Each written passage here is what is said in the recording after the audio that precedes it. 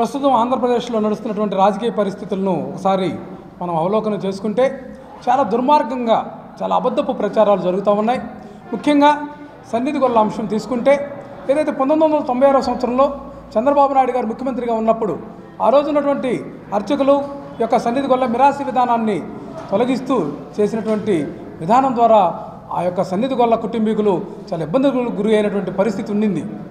అదే విధానంలో 5,000 ఉద్యోగంగా దాన్ని మార్చి ఆ యొక్క సన్నిధి గొల్ల తొలి దర్శనం మలి దర్శనం యొక్క దేవాదేవుడు శ్రీ వెంకటేశ్వర స్వామిని దర్శించుకునేటటువంటి ఆ యొక్క పద్ధతి అయితే దాన్ని తలుపులు వేసి మూసేటటువంటి విధానంగా ఉద్యోగిగా చిత్రీకరించినటువంటి వ్యక్తి, దుర్మార్గంగా చేసినటువంటి వ్యక్తి చంద్రబాబు నాయుడు. మరి ఈ సందర్భంగా 2006లో ఇదే విషయాన్ని ఆ రోజు దివంగత నేత మన ప్రీతమ్మ దివంగత నేత రాజశేఖర రెడ్డి గారి దృష్టికి తీసుకెళ్ళినప్పుడు ఆ యొక్క 5,000 జీతాన్ని 18,000గా పెంచి యొక్క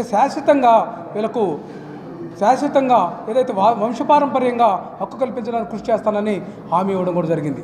మరి ఈ యొక్క అక్కసును చంద్రబాబు నాయుడు మరలా 2014లో అధికారంలోకి వచ్చిన తర్వాత ఏదైతే సన్నిధి వెంకటరామయ్య గారి యొక్క వయసు 60 సంవత్సరాలు నిండింది, ఖచ్చితంగా రిటైర్మెంట్ చేయాల్సిందేనని చెప్పి టీటీడీ ఉద్యోగుల చేత టీటీడీ ఈవో చేత ఒత్తిడి చేపించినటువంటి పరిస్థితుల్లో ఈ రాష్ట్రంలోని యాదవ సంఘాలు ఏదైతే ఆధ్యాత్మికమైనటువంటి భక్తులందరూ కూడా వెంకటేశ్వర స్వామి భక్తులందరూ కూడా ఏదైతే పాత పద్ధతి 1939లో బ్రిటిష్ వారు రికార్డుల ప్రకారం చూసినా కూడా కొనసాగుతున్నటువంటి పద్ధతిని అమలు చేయాలని కోరితే ఏమాత్రం కూడా వంశపారంపర్యంగా ఇవ్వడానికి మనసు అంగీకరించిన చంద్రబాబు సన్నిధి వెంకటరామయ్య గారి యొక్క ఉద్యోగాన్ని ఆ రోజున్నటువంటి పరిస్థితిలో 1 సంవత్సరానికి మాత్రం ఆయన ఎక్స్టెన్షన్ చేసి చేతులు దులుపుకున్నాడు.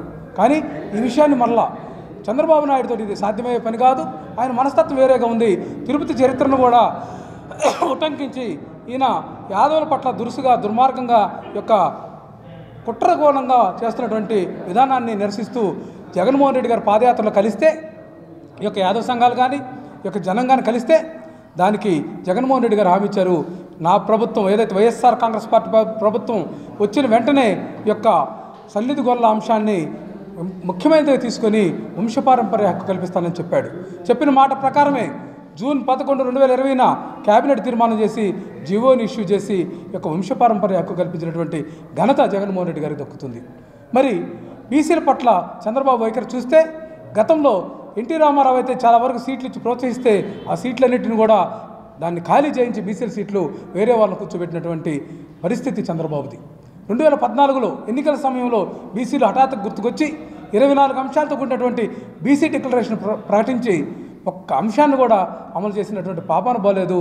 అటువంటి దుర్మార్గమైనటువంటి వ్యక్తి చంద్రబాబు నాయుడు గారు. అదే జగన్మోహన్ రెడ్డి గారు చెప్పిన ప్రతి ఒక్కటి కూడా 90% హామీలు నెరవేర్చినటువంటి దాంట్లో భాగంగా ఈరోజు బీసీల కోసం పరితపిస్తూ యొక్క ఉన్నటువంటి సీట్లలో బీసీలను కూర్చోబెట్టాలని ప్రయత్నం చేస్తున్నటువంటి విధానం అయితేనేమి, నా ఎస్సీ, నా బీసీ, నా ఎస్టీ, నా మైనార్టీ అని చెప్పి పేర్కొంటూ వారిని హత్తుకునేటటువంటి విధానం అయితేనేమి, బ్యాక్వర్డ్ క్యాస్ట్లు కాదు ఇవి బ్యాక్ బోన్ క్యాస్ట్ అని పేర్కొని తన విధానాన్ని ప్రకటించడంలో కానీ బీసీల పట్ల కానీ ఈ యొక్క అట్టడుగు వర్గాల్లో ఉన్నటువంటి వ్యక్తుల పట్ల సమాజంలో ఉన్నటువంటి అట్టడుగు వర్గాలను ముందుకు తీసుకుపోయేటటువంటి ప్రక్రియలో చిత్తశుద్ధితో పనిచేస్తున్నటువంటి జగన్మోహన్ రెడ్డి గారి నాయకత్వాన్ని ఈ యొక్క వర్గాలు 80% ఏదైతే వర్గాలు ఉన్నాయో ఎస్సీ, ఎస్టీ, బీసీ, మైనార్టీలు వీళ్ళందరూ కూడా జగన్మోహన్ రెడ్డి గారి యొక్క డీబీటీ పద్ధతిలో డైరెక్ట్ బెనిఫిట్ ట్రాన్స్ఫర్ ద్వారా నేరుగా ఖాతాలో జమ అవుతున్నటువంటి డబ్బుల ద్వారా ఆ కుటుంబాలు ఇప్పుడిప్పుడే యొక్క అభివృద్ధి చెందుతూ ఆ నాగరికత వైపు దూసుకుపోతుంటే దాని మీద అక్కసుకు పడినటువంటి యొక్క చంద్రబాబు పవన్ కళ్యాణ్ కలిసి మేము మరో మంచి ప్రభుత్వం తెస్తామని చెప్పడం చాలా దుర్మార్గం. 2014లో మీరు చెప్పి ఏ ప్రభుత్వం తీసుకొచ్చారు, ఏ హామీలు నెరవేర్చారు, అప్పుడు చేయకూడదు ఈ యొక్క మీరు చేయాలనుకుంటున్నటువంటి అభివృద్ధి అనేది ప్రజలు చర్చించుకుంటున్నారు. కాబట్టి మిమ్మల్ని తిరస్కరిస్తున్నారు. మీ యొక్క అపవిత్రమైనటువంటి పొత్తును ఖచ్చితంగా ప్రజలు నిర్ద్వందంగా తిరస్కరించి 60% పైగా ఓట్లతోటి జగన్మోహన్ రెడ్డి గారిని మరలా అధికారంలో తీసుకురావడానికి సిద్ధంగా ఉన్నారని చెప్పి సందర్భంగా తెలియజేస్తా ఉన్నాను.